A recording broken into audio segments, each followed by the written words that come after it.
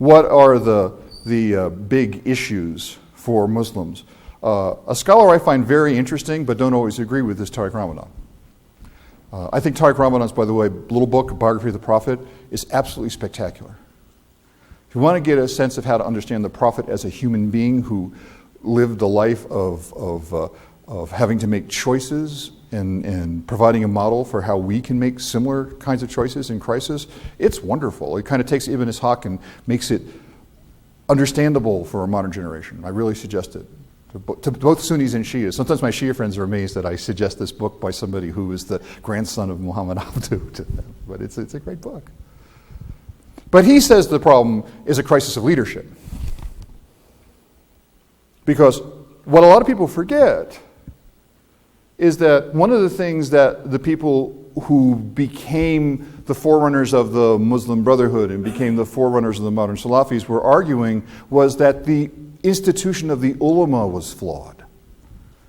And so we had these people who had a different kind of training who became new leaders. You know, I think it's interesting. I will admit I am not a fan of Abul A'la Maududi for a lot of reasons. I think he's very exclusivist. I think he is very biased against Sunnis, against Shias and Sufis. But I know a lot of people who both personally and in print will say the problem with Maududi is that he's not trained as an alim. He's a journalist. And he writes about the text as if he's approaching it as a journalist. Fazl Rahman writes about this. That may have been popular in certain circles in Pakistan for saying that. But, you know, the issue is, you know, the same can be said about, in many ways, about Sayyid Qutb. There's no reason we can't say that these people are scholars of Islam because they did study Islam and they wrote about it, but they are not ulama in the tradition of what the ulama had been in the past. And in fact, that was one of the arguments, was that we had to get past that. You know? A lot of people don't understand that a lot of the most radical voices in Islam, I put that in quotes, actually believe we should bring back ijtihad. Although I don't believe ijtihad ever went away. We just changed the name. It becomes maslahah and other things. Of course, ijtihad has always been going on in different ways. But they were making these arguments precisely because they were privileging what I would argue is a modern approach vis-a-vis what they saw as a traditional approach that had become corrupted. So as I always point out, who joined the Brotherhood in the early years of the Brotherhood? Wasn't villagers. Wasn't, you know, artisans in the muhallas. It was veterinary medicine students at the university. It was engineers. Because it's a really modern way of understanding Islam. Any rational person looking at the text will read the text and see what we're supposed to do, and that's what we do, and if we do it, then we're good Muslims. It is the piety of determinacy rather than the piety of indeterminacy.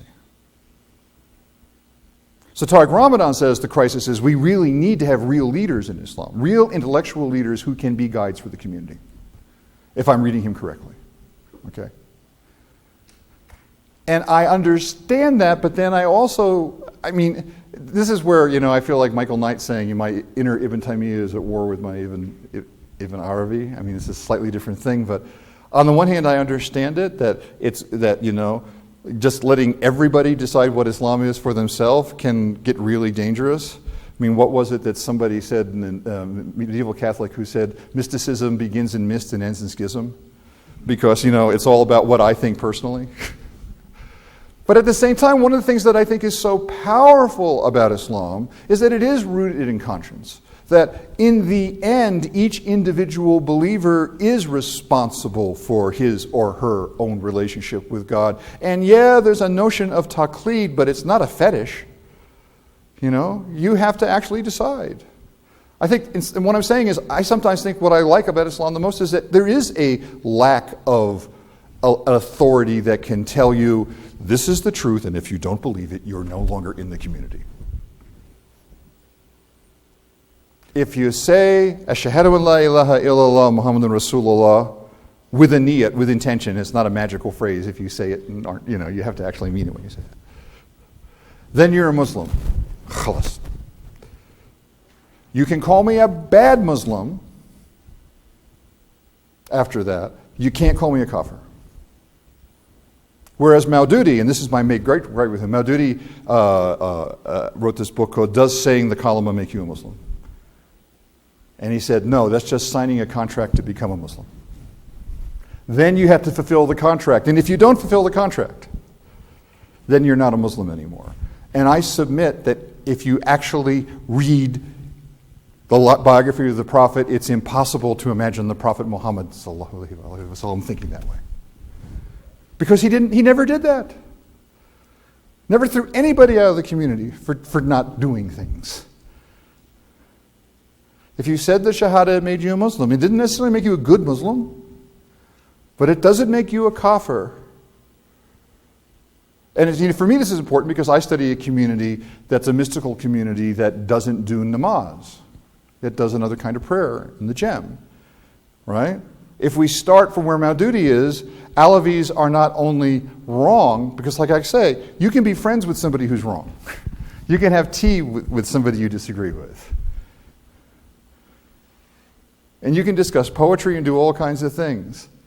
But if they're not just wrong but evil, if they're kafirs, if they are ungrateful before God, if they are bringing bid'ah into the world and destroying the community, that's going to lead to fitna. And so my sort of call is, I think the big crisis within the Muslim world, okay, amongst us who are Muslims, is to start trying to respect our diversity.